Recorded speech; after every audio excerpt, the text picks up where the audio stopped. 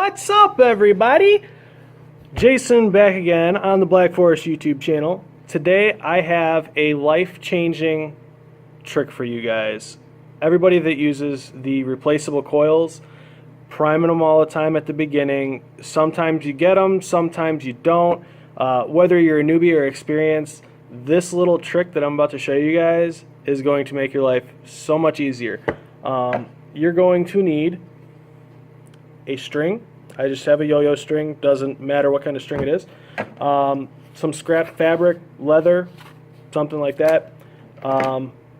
Scissors, and a stapler. Everybody probably has something like that. Even if you take an old t-shirt or something like that and cut it up, it's fine. What we're going to do is literally cut out a square or a rectangle, whatever you want. This is about 2 inches long.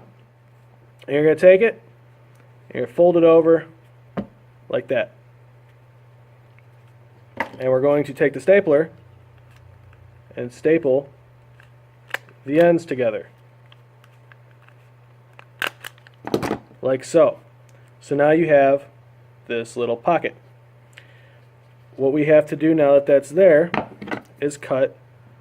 After you have that, you have to cut a slot on this side enough for your string to go through. Preferably good scissors work better. We're going to take our string and force it through that hole.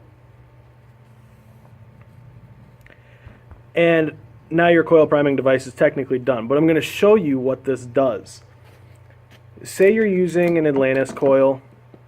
There's a ton of cotton in these things. When you get them brand new, you can see the cotton through those little holes. And you can see that it's nice, bright white, perfectly unprimed coil. What we're going to do is pop that coil in this pocket. Okay? We're going to take our juice. And we're literally going to just dump juice on that cotton all over the place. And you can soak it. It's in this pocket, so it's not going to get on, your table or anything like that. And now you take your string with it in here and spin it. And all the juice that's in here ends up getting sucked into that cotton. It was an old trick from back when the cartomizers were around. The cartomizers were a long tube, had a ton of cotton in them. And you can kind of see that all of that juice has now been soaked down into the cotton. So now we're going to do it again. And you're pretty much just going to repeat this process until your cotton looks pretty much like it's well saturated. But this takes all the guesswork out of it, whether you got it soaked into the cotton or not. The biggest tip that I have for you guys is make sure that your string or thread, whatever you use, is good enough and it's not going to break. I've seen a lot of guys like 4 or 5 years ago when they used to use this trick smack themselves in the face because their string broke.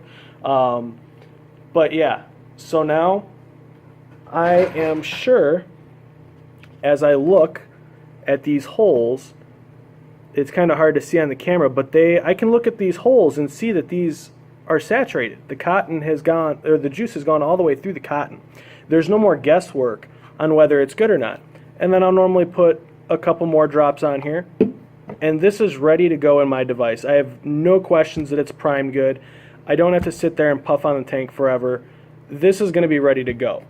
You might get some juice on the inside of your pocket or whatever it is if it drips down to the bottom, but essentially what it does is you make gravity and force and motion do all of the work for you.